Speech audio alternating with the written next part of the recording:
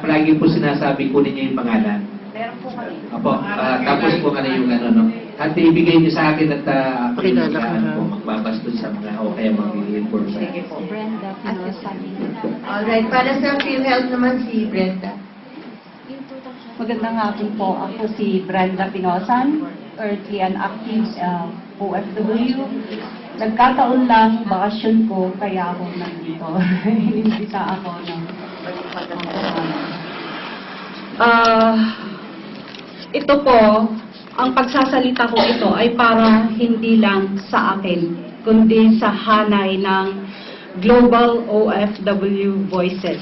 Yung page na more than 1 month nang maraming inihahain sa PhilHealth na mga issue, mga katanungan at mga kahilingan. Ang aming pahina, yung Global OFW Voices, actually, nagsimula ito doon sa isang issue, mas doon sa issue nung panukala ng isang congresswoman, sana kung natuloy yung $50 increase sa UWA. Oo. Nagsimula ito doon.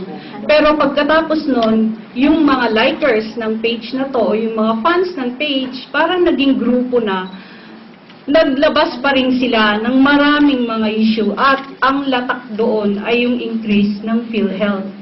So, hindi sa aming mga admins. Aminin ko, admin ako ng page na yon at miyembro din ako ng PEBA, which is yung group namin. Karamihang mga members, yung mga nakikita nyo, mas sa Middle East sila nakabase ngayon. And we are all active OFWs. Walang sa amin. Anyway, tungkol sa PhilHealth, yung pinakauna at pinakagusto ng grupo, at ito ay, ako ay nagsasalita na po para sa grupo, ayaw po namin yung increase ng PhilHealth. Bakit? Una, nalaman namin, karamihan sa amin, nalaman namin, hindi sa PhilHealth, kundi sa word of mouth, sa internet, sa mga kaibigan, sa mga umuwi, nagbakasyon, bumalik, uy, mare, tumaas na pala ang PhilHealth, ang binabayaran natin. Ganon. Yun yung una. So, walang consultation. Karamihan ng mga OFWs, nalaman na lang sa ibang paraan, hindi sa mismong ahensya na magtataas ng kanyang sisingilin. Pangalawa, karamihan din sa amin, we arrive at a consensus, hindi nagagamit ang PhilHealth, lalo na pag nasa ibang bansa. Ang mga common cases namin dito, nung nagtanungan kami sa grupo at sa lahat ng mga gustong mag-participate sa discussion, karamihan mga single, walang dependents. Pangalawa, single, may dependents above 60, so hindi na qualified. Pangatlo, may asawa, below 60, below 60. Pangatlo, may asawa, pero yung asawa, may trabaho din dito or miyembro rin ng PhilHealth. So, sa kadalasang most of the time, ang nagagamit yung PhilHealth ng asawa, hindi yung PhilHealth ng mister or yung misis na nasa abroad. Pang-apat, mga may asawa at mga pamilya, dala sa abroad ang mga pamilya.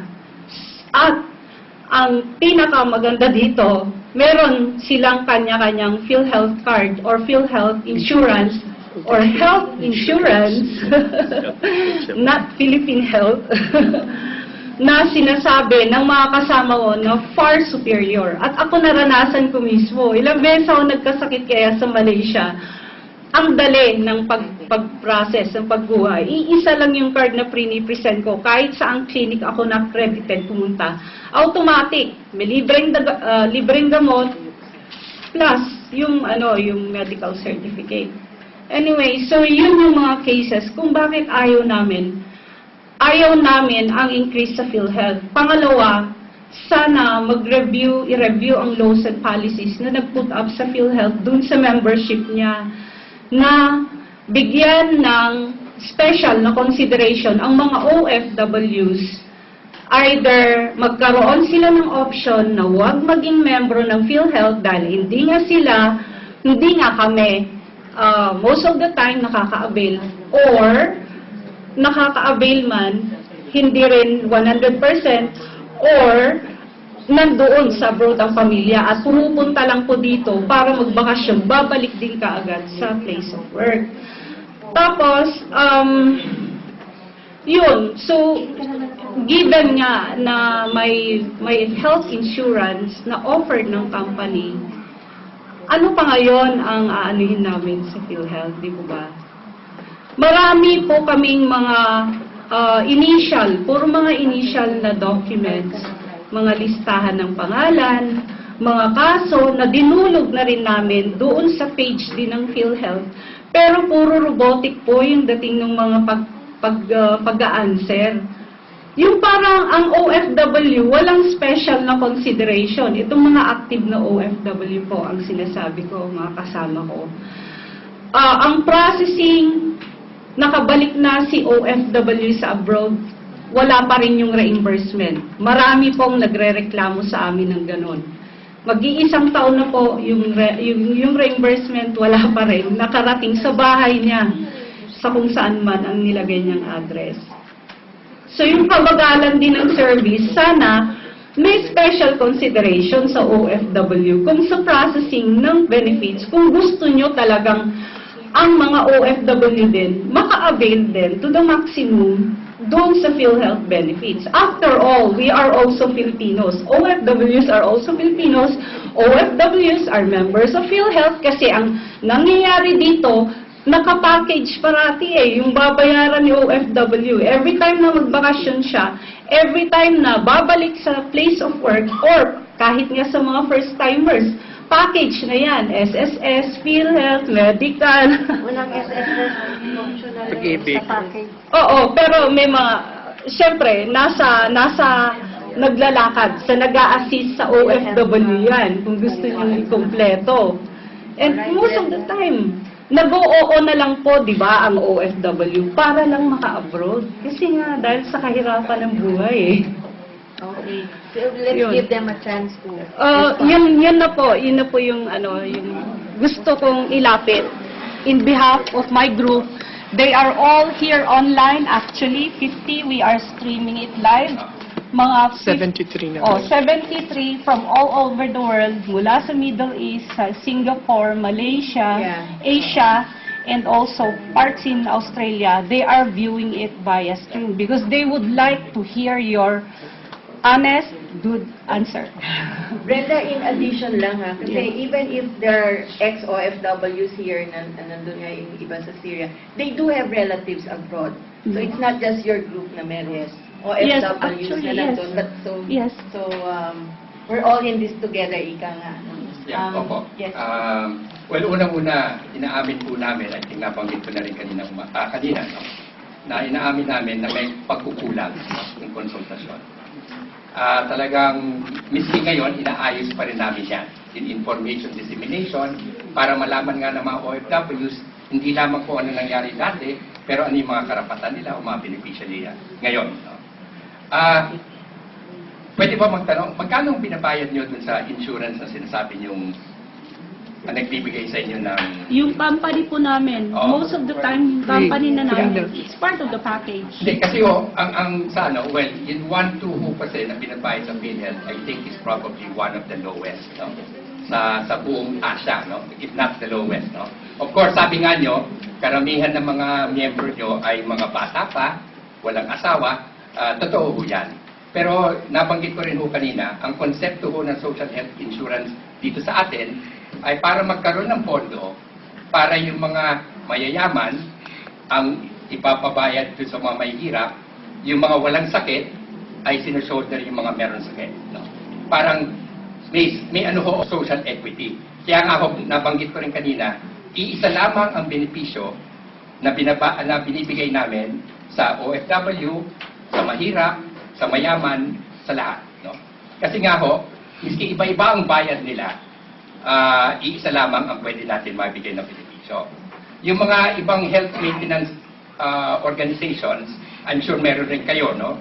marami rin sa inyo siguro meron, sigurado ako, mas malaki naman ang premium, no? Na binabayad dyan. Tapos, meron pa yung mga kondisyon, yung mga bawal ang mga pre-existing condition, ang daming disqualification. Ang PhilHealth, sinasagot lahat, no? Regardless. At sana ho, hindi natin mamasamain o na buti nga, hindi natin na-avail ang PhilHealth benefits habang kayo ay bata pa at nagtatrabaho. No? Huwag po natin hanapin na kunin yung PhilHealth benefits na ibig sabihin mo may sakit ka. No?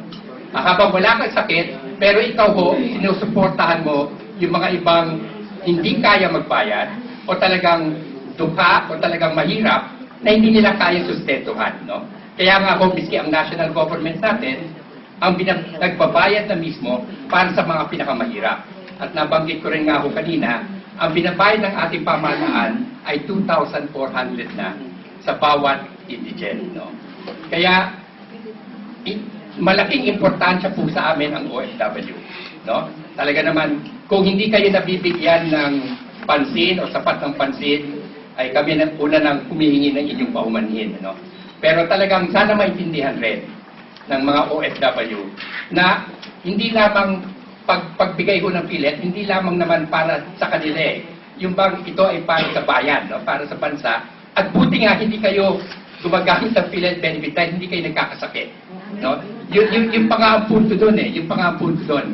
Talaga ho, kung wala naman yan, kung hindi ho nagbabayad, yung mga bata pa nagtatrabaho, hindi naman OFW lang, no? Pero let's say sa mga iba, tayo ho kaya magkakaroon man ng programa para sa may hirap. So meron lang home sense of sana magkaroon tayo ng social equity, kung tawagin namin. No? Talagang makihalo, no? Sa buong bayan dahil nga marami ang may hirap, marami hindi nakakuha ng pagkakataon katulad ninyo na napunta sa ibang bansa, miski gano'ng kahirap pa ang mga nadaanan nyo. At alam rin namin yon na mahirap. No? Tapos ito ho, protection na binibigay ho nga namin, hindi lamang para sa inyo, pero para na rin sa pamilya. No? Ano pa ho bang? Siguro, ano lang ho, no? Parang sana lang maintindihan, inano namin na may kasalanan kami sa pagkulang sa pagbigay ng impormasyon. Pero sana maintindihan ng ating mga OFW na yung kung tutuusin, 1,200 a year. Wala ka hong maririnig na ibang insurance policy or social health insurance na ganun halaga. At nabanggit ko nga kanina, ang binabayad na ho ng PhilHealth ay 1 billion a week sa mga benepisyo. At ayon po sa aming records, mas malaki na ang binabayad namin sa mga OFW kaysa sa nakukuha namin premium collection. Para ho masustain ang ating pondo, hindi naman pwede kong bigay ng bigay na walang kaukulan pagtaas o pag-increase ng ating premium na maliit pa rin naman ho, kung tutusin, maliit pa rin naman ho, pero yun naman, meron mga benepisyo na nakasalag. So, yun lang po sa akin. Sorry po, makikidagdag lang po. Tungkol lang po sa benepisyo na portion na kadalasan po kasi na-experience natin yung benefits natin are those na pag na-hospital ka. Pero pinag-aaralan po namin ngayon ang maaaring idagdag nating benepisyo na bakuna. No? So, sino po dito ang nagpabakuna bago umalis ng bansa? Wala. Pero may mga ibang bansa kasi, di ba, nire-require na may bakuna, HEPA A, HEPA B, pulmonya, no? So, meron kayo, di ba? Oo, required kayo, di ba? Magkano po ang binayad niyo sa mga bakuna ninyo? Meron bang bababa ng 1,000? Mababa lang doon sa COVID.